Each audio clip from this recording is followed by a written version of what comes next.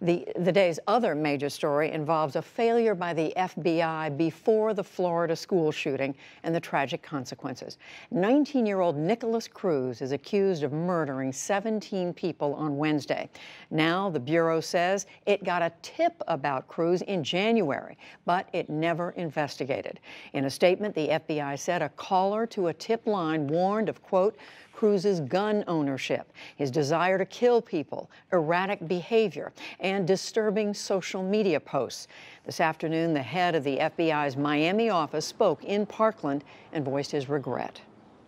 The potential of the FBI to miss something is always there.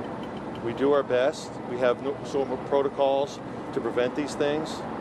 We will be looking into where and how, if something, the protocol broke down, and we will come back stronger than we ever were before.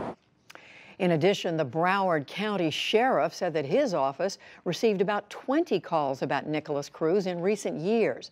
So now we turn once again to John Carlin, who for 4 years served in leadership roles at the FBI, and to Matt Zapotosky. He is a justice reporter for the Washington Post. And Matt Zapotosky, I'm going to start with you. How did this information get to the FBI? We reported it was a tip line. What does that mean?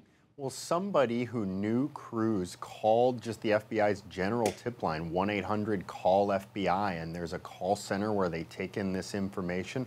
What is supposed to happen is that a call taker takes down the information. If it's significant enough to warrant a further look, they pass it to agents in the field. And that's where it broke down here. We understand that a call taker passed it to some supervisor in what would amount to a call center, but that never got to agents in the field. So it was never really investigated at all.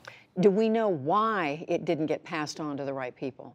We don't know specifically. We know it wasn't any sort of mechanical failure, like there wasn't an email that got lost in translation.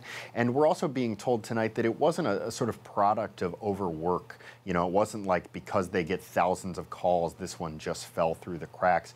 That seems to indicate to me that there might have been some bad decision-making process. You know, we know that the assessment here was bad. The FBI has said that publicly. But why specifically a supervisor or this person who took the call decided not to pass it on? I think the FBI still has some tough questions to answer on that. So John Carlin, as somebody who was at the FBI, how do you understand what happened here? Well, this is a tragedy. Parents are grieving, and I know the folks at the FBI that were looking to handle this, it's their worst nightmare to think that there may have been something they could do to prevent the loss of innocent lives. And I remember a few incidents like this when I was there, and the way in which people feel it personally. You mean tips that weren't followed up?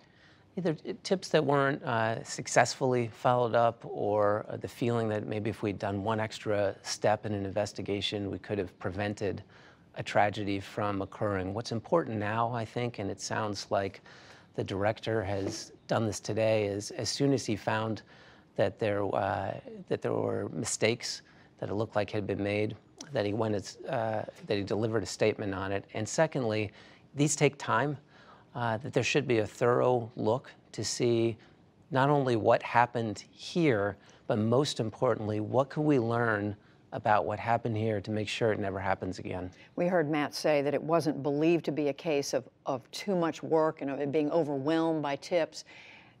So it's not a matter of not having enough staff, not having enough budget?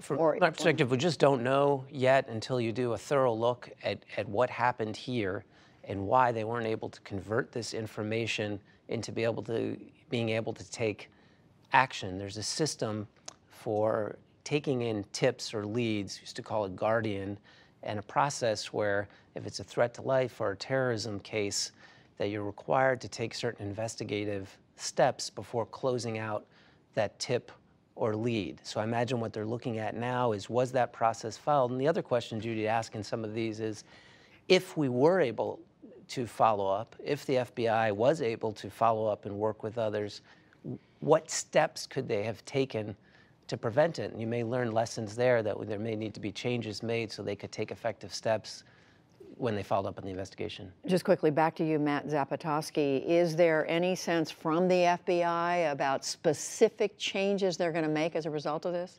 Well, I think it's a little too early to say that, but I would say that the FBI does seem very humbled here. You know, yesterday there was reporting on a vague tip that came about a comment on a YouTube video, and in that situation their posture was somewhat defensive. They couldn't identify this commenter, even though it would later turn out to be Cruz. In this situation, they do seem very humbled and apologetic, and they're going to try to get to the bottom of it. As far as what steps they'll take in the future to prevent this kind of thing, people at the FBI tell me it's just too early to say. They still need to sort out exactly what happened in this case. Matt Zapotosky with the Washington Post, John Carlin, thank you both. No question, tragedy all the way around. Thank you both. Thank you.